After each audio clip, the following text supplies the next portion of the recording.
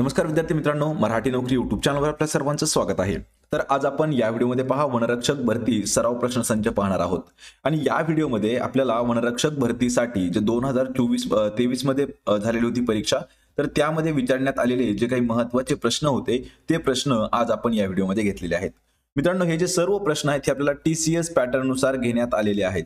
हे सर्वचे सर्व प्रश्न आपल्याला 2023 च्या वनरक्षक भरतीमध्ये विचारण्यात आलेले आहेत आणि येणाऱ्या 2025 च्या वनरक्षक भरतीसाठी हे प्रश्न खूप महत्त्वाचे असणार आहेत। त्यामुळे आपल्याला या व्हिडिओची जर पीडीएफ डाउनलोड करायची असेल तर मराठी नोकरी या नावाने आपलं टेलिग्राम चॅनल आहे, सोबतच आपलं व्हॉट्सअप चॅनल देखील आहे। दोघांच्याही लिंक्स मी तुम्हाला डिस्क्रिप्शन मध्ये देत आहे, त्या ठिकाणी जाऊन आपण त्यांना जॉइन करून घ्यायचं आहे। म्हणजे आपल्याला प्रत्येक व्हिडिओची पीडीएफ त्या ठिकाणी फ्री मध्ये उपलब्ध करून दिलेली आहे। चला तर व्हिडिओला सुरुवात करूया। तर पहा, आपला प्रश्न आहे, खालीलपैकी कोणती संस्था भारतात चलन जारी करू शकते? पहा, चलन म्हणजे काय, तर जे काही रुपये वगैरे आहे तर ती कोणती अशी संस्था आहे की ती जारी करू शकते?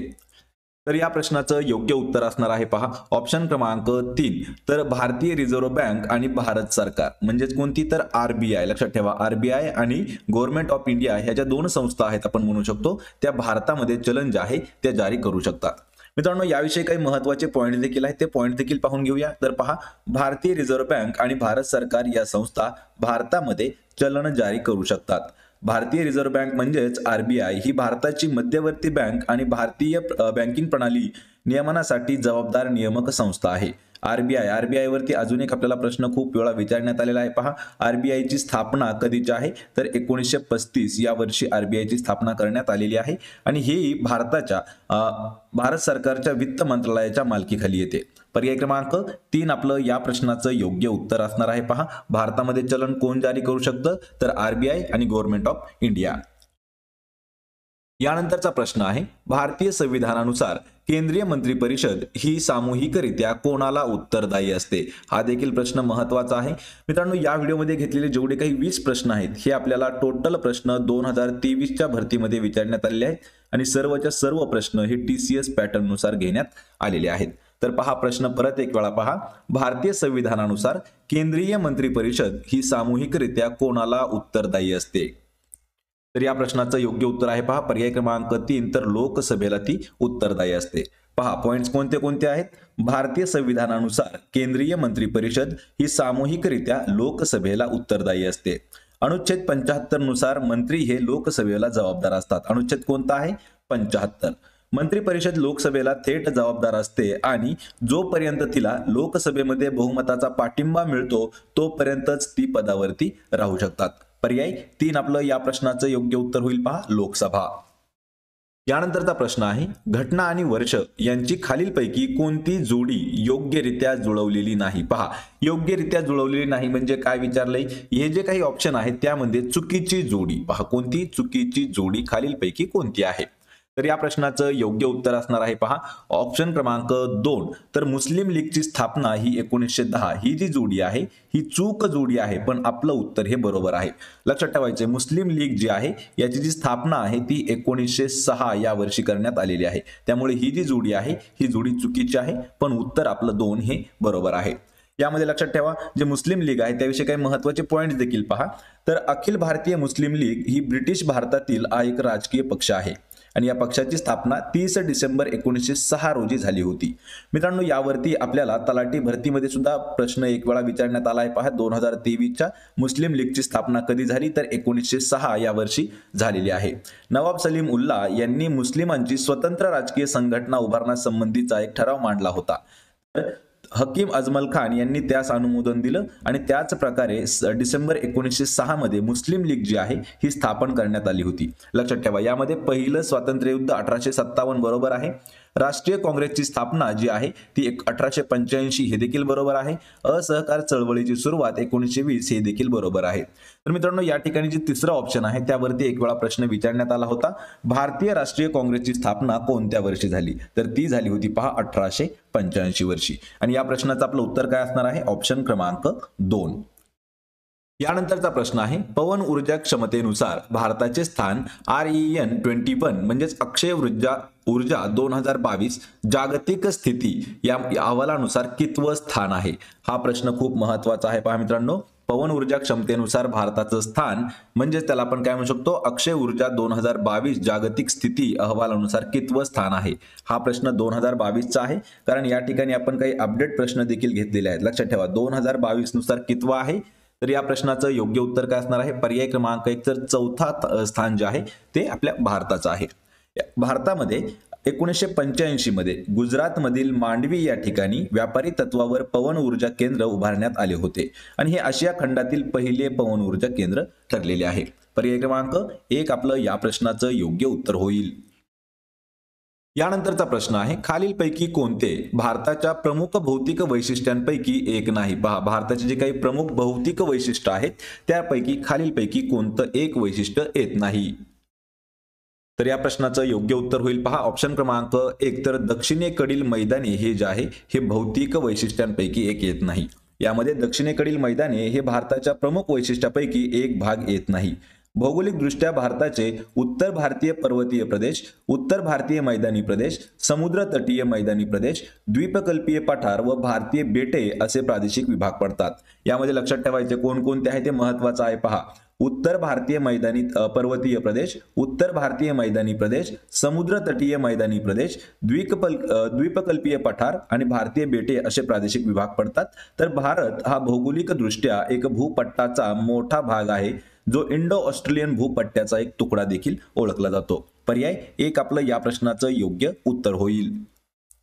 यानंतरचा प्रश्न आहे, महाराष्ट्राच्या शेजारील राज्यांच्या बाबतीत खालीलपैकी कोणते विधान सत्य नाही? सत्य नाही म्हणजे काय विचारले आपल्याला? असत्य आहे. पहा, सत्य नाही म्हणजेच काय तर ते असत्य आहे. तर ते खालीलपैकी कोणतं विधान आहे?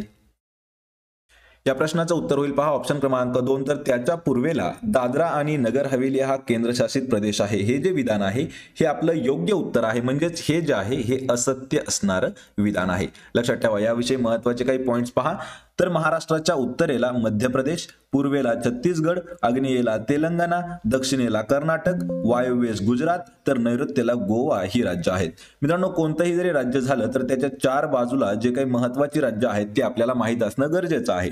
आणि त्यानंतर ज्या काही उपदिशा आहेत पहा, आग्नेय, नैऋत्य, वायव्य, ईशान्य, तर यांचे कोणते राज्य आहेत त्या दिशेला ते देखील माहित असणं गरजेचं आहे.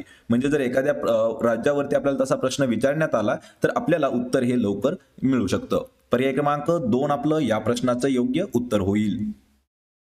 यानंतरचा प्रश्न आहे, सुप्रसिद्ध अमूल दूध उत्पादनाचे मुख्यालय गुजरातमध्ये कोणत्या ठिकाणी स्थित आहे? मित्रांनो, हा प्रश्न आपल्याला 2019 ला झालेल्या वनरक्षक मध्ये विचारण्यात आला होता आणि 2023 मध्ये सुद्धा या प्रश्नाचा उल्लेख करण्यात आलेला आहे. तर भारतामध्ये सुप्रसिद्ध असणारं अमूल दूधचं उत्पादन जे आहे तर त्याचं मुख्यालय हे गुजरात या राज्यामध्ये आहे. पण गुजरात राज्यातील कोणत्या ठिकाणी आहे? तर ते आहे पहा ऑप्शन क्रमांक 1 तर गुजरातमधील आणंद या ठिकाणी आहे अमूल दूध उत्पादनाचं मुख्यालय. पर्याय क्रमांक 1 आपलं या प्रश्नाचं योग्य उत्तर होईल.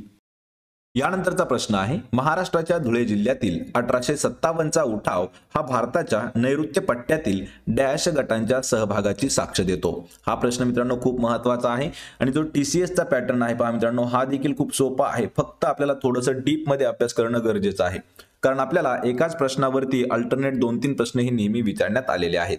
तर या प्रश्नाचं योग्य उत्तर असणार आहे पहा ऑप्शन क्रमांक 4 तर आदिवासी गटांच्या सहभागाची साक्ष देतो. तर यामध्ये पहा प्रश्न लगेच समजून घ्या.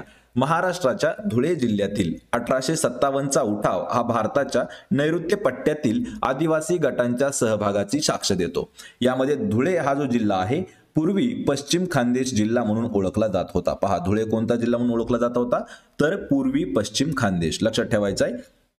आणि धुळे हे महाराष्ट्रातील एक प्रमुख बोलीभाषा म्हणजे धुळे हे महाराष्ट्रातील एक प्रमुख बोलीभाषा आहे पहा अहिराणी, तिला खानदेशी म्हटलं जातं. तर या भाषेचं माहेरघर देखील आपल्याला धुळे या जिल्ह्याला म्हटलं जातं. महाराष्ट्राच्या धुळे जिल्ह्यातील 1857चा उठाव हा भारताच्या नैऋत्य पट्ट्यातील आदिवासी गटांच्या सहभागाची साक्ष देतो. पर्याय क्रमांक 4 आपलं या प्रश्नाचं योग्य उत्तर होईल. यानंतरचा प्रश्न आहे, राष्ट्रीय समुद्र विज्ञान संस्था म्हणजेच NIO national institute of oceanography याचं मुख्यालय कोणत्या ठिकाणी स्थित आहे? मित्रांनो, हा प्रश्न थोडासा महत्त्वाचा आहे पहा. राष्ट्रीय समुद्र विज्ञान संस्था ही कोणत्या ठिकाणी स्थित आहे? तर या प्रश्नाचं अचूक उत्तर असणार आहे पर्याय क्रमांक 4. तर गोवा हे जे राज्य आहे किंवा गोवा या ठिकाणी आहे पहा नॅशनल इन्स्टिट्यूट ऑफ ओशनोग्राफी या संस्थेचं मुख्यालय. पर्याय क्रमांक 4 आपलं या प्रश्नाचं योग्य उत्तर होईल. लक्षात ठेवायचं कोणतं ठिकाण आहे तर गोवा हे ठिकाण. यानंतरचा प्रश्न आहे अंगामी ही डॅश राज्यात आढळणारी एक महत्वाची जमात आहे. पहा या ठिकाणी अंगामी ही जमात कोणत्या राज्यामध्ये आढळली. या प्रश्नाचं उत्तर होईल पर्याय क्रमांक 1. तर नागालँड या राज्यामध्ये आढळते पहा अंगामी ही जमात. मित्रांनो याविषयी काही महत्वाचे पॉइंट्स देखील पहा. तर पॉइंट्स पहा, अंगामी ही नागालँड राज्यात आढळणारी एक महत्वाची जमात आहे. ही नागा समाजाची एक शाखा म्हणून ओळखली जाते. अंगामी परंपरेने अंगामी भाषा त्यांची मातृभाषा म्हणून ते वापरतात. ते नागालँडच्या कोहिमा जिल्हा ते दिमापूर जिल्ह्यात आणि शेजारच्या मणिपूर राज्यामध्ये राहतात. लक्षात ठेवायचे अंगामी. आणि मित्रांनो अशाच पद्धतीचे आपण जेवढे काही भारतामध्ये महत्त्वाचे राज्य आहेत ते राज्य त्यांचा लोकनृत्य प्रकार कोणता आहे त्यावर देखील एक व्हिडिओ घेतलेला आहे आणि तो देखील आपल्याला TCS मध्ये खूप वेळा विचारण्यात आलेला आहे. राज्यातील पारंपरिक सण विचारतात, राज्यातील पारंपरिक लोकनृत्य प्रकार विचारतात. त्यासाठी आपण जेवढे काही लोकनृत्य आहेत आपल्या भारतातील महत्त्वाच्या राज्यांची ती सर्व एका व्हिडिओमध्ये घेतलेले आहेत. त्याची लिंक मी तुम्हाला डिस्क्रिप्शन मध्ये देत आहे. पर्याय क्रमांक 1 आपलं या प्रश्नाचं उत्तर होईल. यानंतरचा प्रश्न आहे पहा केंद्रीय माहिती आयोग म्हणजे CIC हे केंद्र सरकारद्वारे डॅश यांच्या अंतर्गत स्थापित करण्यात आलेला आहे. पहा केंद्रीय माहिती आयोग हे जे आहे हे केंद्र सरकारद्वारे कोणाच्या अंतर्गत स्थापित करण्यात आलेले आहे. तर या प्रश्नाचं अचूक उत्तर होईल पहा पर्याय क्रमांक 2. तर माहितीचा अधिकार अधिनियम 2005 च्या अंतर्गत केंद्रीय माहिती आयोग जे आहे ते स्थापन करण्यात आलेला आहे. ऑप्शन क्रमांक 2 आपलं या प्रश्नाचं योग्य उत्तर होईल. यानंतरचा प्रश्न आहे पहा खालीलपैकी कोणते विधान रौलेट कायद्याच्या संदर्भामध्ये योग्य नाही. योग्य नाही म्हणजेच काय तर लगेच ठेवायचे नाही म्हणलं की आपल्याला ते अयोग्य आहे असा प्रश्न आपल्याला पडून जातो. तर पहा खालीलपैकी हे जे 4 ऑप्शन आहेत या 4 ऑप्शन पैकी कोणतं असं एक विधान आहे जे रौलट कायदा जो आहे त्याच्या संदर्भामध्ये येत नाही किंवा चुकीचं आहे. तर या प्रश्नाचं योग्य उत्तर असणार आहे पहा पर्याय क्रमांक 1. तर महात्मा गांधींनी या कायद्याला विरोध केला पण मोहम्मद अली जिना यांनी विरोध केला नाही. हे जे विधान आहे हे मित्रांनो असत्य म्हणजेच अयोग्य असणारं विधान आहे.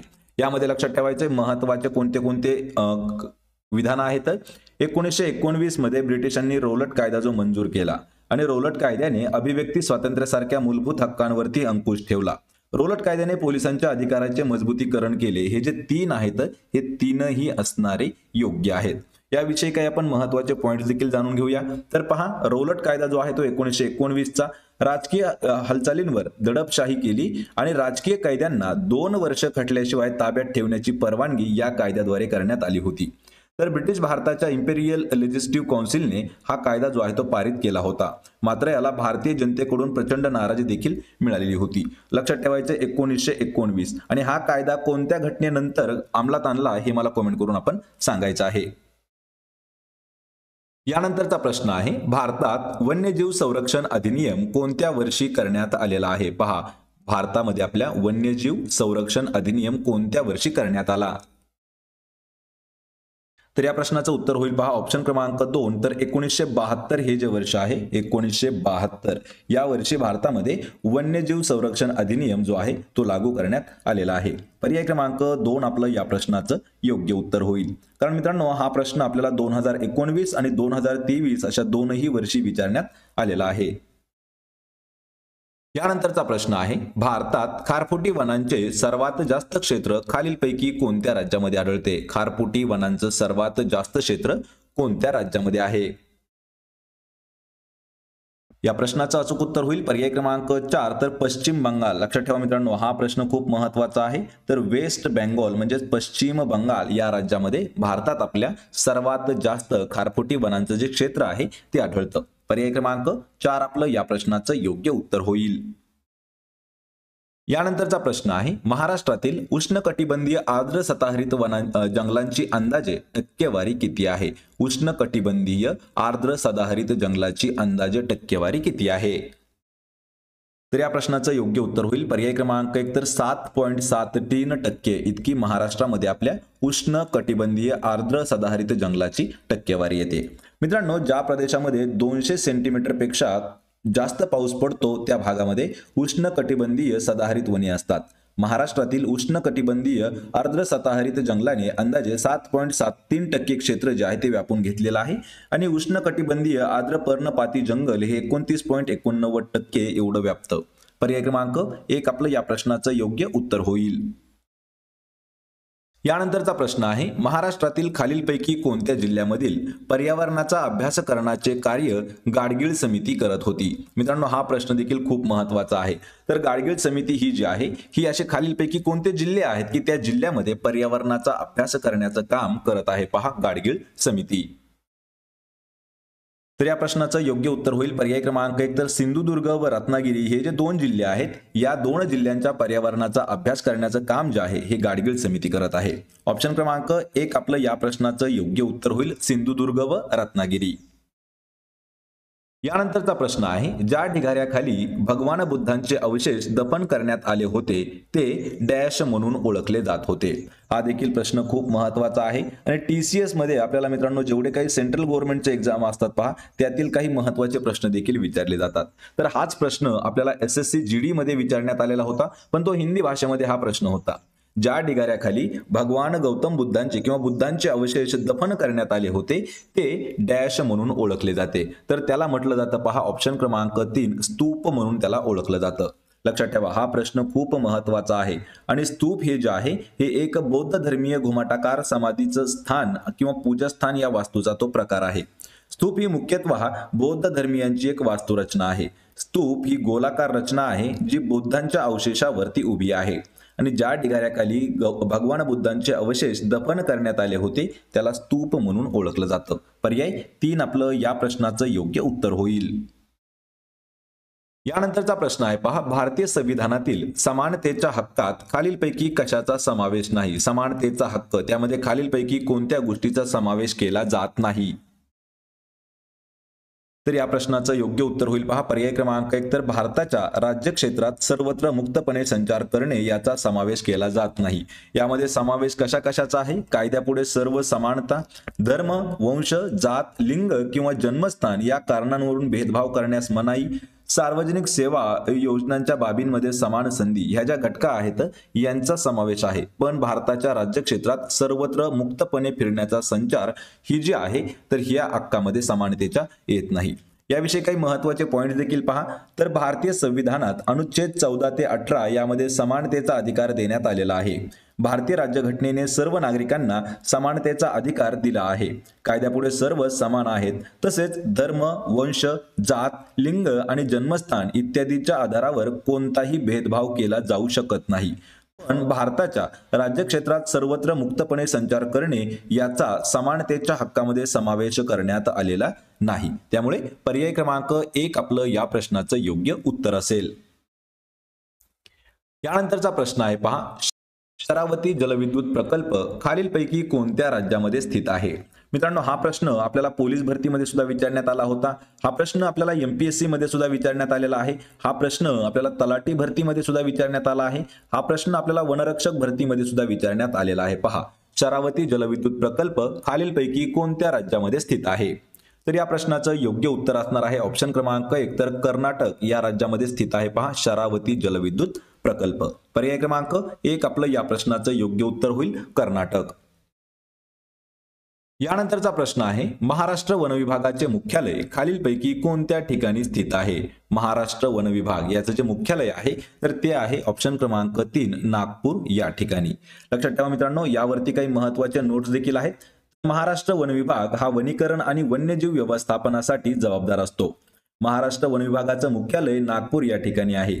यामध्ये अमरावती, छत्रपती संभाजीनगर, चंद्रपूर, धुळे, गडचिरोली, कोल्हापूर, नागपूर, नाशिक, पुणे, ठाणे आणि यवतमाळ येथे 11 प्रादेशिक वनमंडळे आहेत.